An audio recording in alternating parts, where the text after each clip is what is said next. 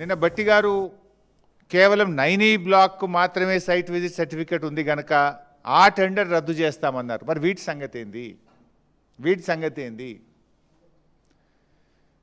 ఇవాళ ఈ site visit certificate వెనుక ఉన్న కుట్ర ఏంటంటే,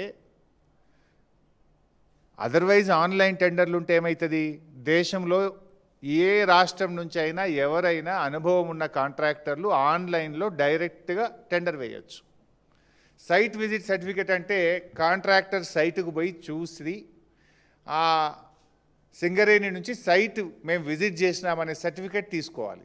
దాంతో ఏమైపోతుంది, ఏ కాంట్రాక్టర్ టెండర్ వేస్తున్నాడో ముందే వీళ్ళకి తెలిసిపోయి వాళ్ళను భయభ్రాంతులకు గురి చేసి వాళ్ళను నయాన్నో భయాన్నో ఒప్పించో మెప్పించో బెదిరించో వాళ్ళను టెండర్ వేయకుండా చేయడం, టెండర్ వేస్తే వీళ్ళకి అనుకూలంగా టెండర్ వేసే విధానం.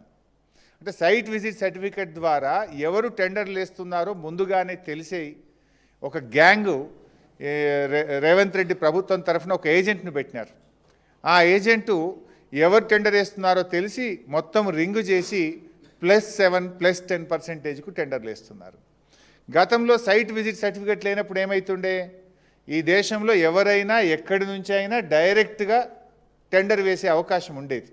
ఇప్పుడు ఆ అవకాశం లేకుండా చేసి ముందుగానే ఎవరు టెండర్ వేస్తున్నారో తెలుసుకొని నయాన్నో భయాన్నో బెదిరించో ఒప్పించో మెప్పించో వాళ్ళని టెండర్ వేయకుండా చేసి తమ అనుయాయులకు ఈ టెండర్లు కట్టబెడతా ఉన్నారు.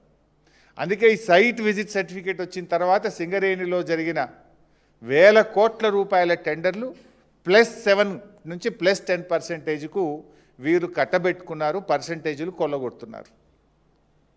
అదే పద్ధతిలో ఈ నైనీ బ్లాక్ చేయబోతే ఏం జరిగింది, వాటాల పంచాయతీ వచ్చి ఇవాళ రోడ్డు మీద పడ్డటువంటి పరిస్థితి మనం చూస్తున్నాం. అయితే ఈ సైట్ విజిట్ సర్టిఫికేట్ మీద దేశవ్యాప్తంగా అనేక కంప్లైంట్స్ వచ్చినాయి.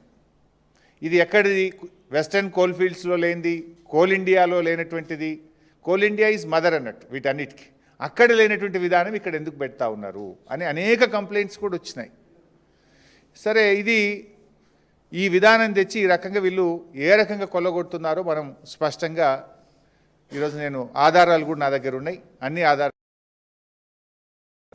ఇలా రెండవ కోణం ఉంది.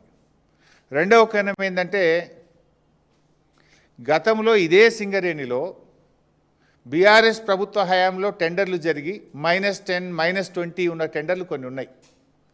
అవి ఇప్పుడు రద్దు చేసి అదే కాంట్రాక్టర్కు వారి అనుయాయులకు ఇప్పుడు మళ్ళీ రింగ్ చేసి +7%తో టెండర్లు కట్టబెడతా ఉన్నారు.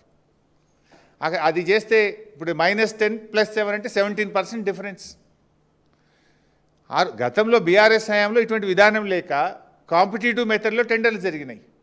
ఆ టెండర్లను రద్దు చేసి వీళ్ళంతా కూడా కూడబలుక్కొని అదే కాంట్రాక్టర్లకు ఆ కంపెనీ పేరు మీద కాకుండా వాళ్ళ సిస్టమ్ కన్సర్నో వాళ్ళ అనుయాయులకు ఈరోజు +7 మీద టెండర్లు కట్టబెట్టి కమిషన్లు కొల్లగొడతా ఉన్నారు.